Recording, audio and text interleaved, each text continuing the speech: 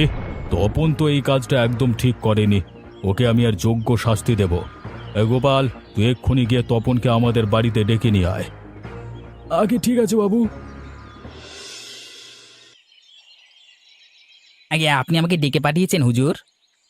হ্যাঁ। এই তপন, এই তুই রুমা আর ঝুমার দোকান ভেঙে দিয়েছিস? হ্যাঁ, কেন ভেঙেছিস দোকান? বেশি বার বেড়েছিস তাই না? আগে হুজুর, আমি রাগের মাথায় এরকম করে ফেলেছি, ক্ষমা করে দিন হুজুর।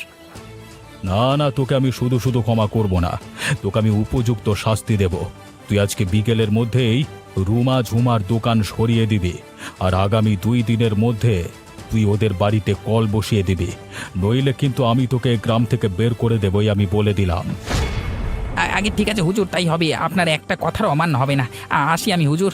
হ্যাঁ, ঝুমারুমা, আমাকে ক্ষমা করে দে তোরা। আসি কেমন? আপনাকে অনেক ধন্যবাদ জমিদার বাবু।